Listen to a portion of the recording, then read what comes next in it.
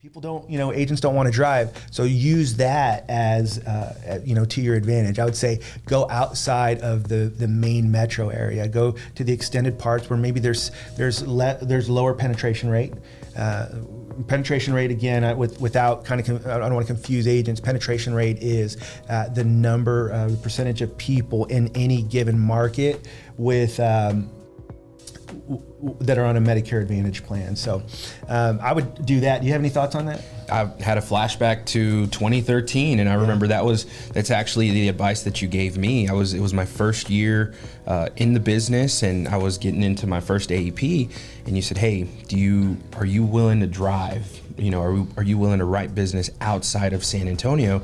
I said, "Absolutely. I'm willing to do anything to build my book of business." And so my first AEP, the majority of my business was not in San Antonio. I was driving all the way to West Texas. And if you know Texas, it's massive, right? And so I was driving, covering all of West Texas. I was going south to some towns near the border. Now I speak Spanish, right? So that was, I used that to my advantage. But the majority of what I got was outside of San Antonio. And now I'm thinking of some of our successful agents that have joined us over the years, and many of them have found their success, their sweet spot, little gold mines, right? And they're driving out to these small towns, and they're willing to make that drive. So going back, it's time to drive.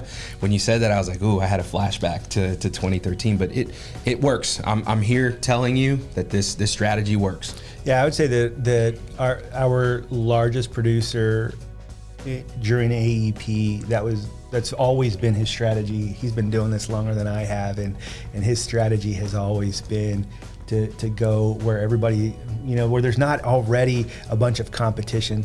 So, but your question was, how do I differentiate myself with the competition? And I would say that the one of the big things is with the level of service that you offer. And would you agree with that? I mean, the agents 100%. That I know that are most successful are the ones that they're going the extra mile.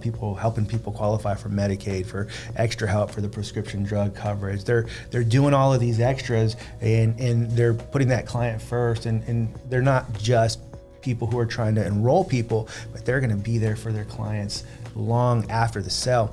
And those are the ones who are most successful in this business, Yeah. Make some promises when you're there, having that initial meeting with them. But the key to this is deliver on those promises. Yeah. Don't just make these promises, get them enrolled, and then go away, right? That's where you can differentiate yourself, is say, look, these are all the services that I offer you. Obviously, you can go and get this same product somewhere else, but here's what you're going to get from me. And it's the value that you bring as an agent to them.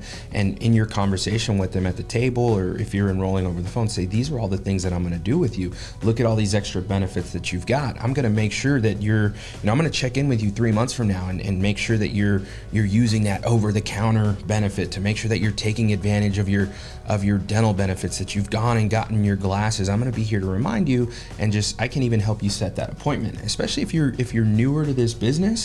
Go above and beyond. Do more. Obviously, as your book of business grows, you can't do this for every single one of your clients. But early on, if you're not very busy and you need something to do, take care of your clients now, and that's how you're going to stand out, and that's going to lead to referrals, and then it's that domino effect, that snowball effect. Yeah, one of our agents, the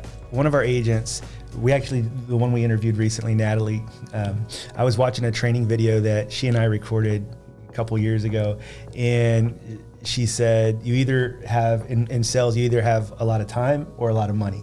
You don't always have both. And so, meaning that when you're first starting out, you've got plenty of time, but as you progress in this business and you've got a lot of customers, and you've got a lot of work that you're already doing, you're super busy, so you don't have as much time. But while you have all that time, invest that into growing and then having a lot of money.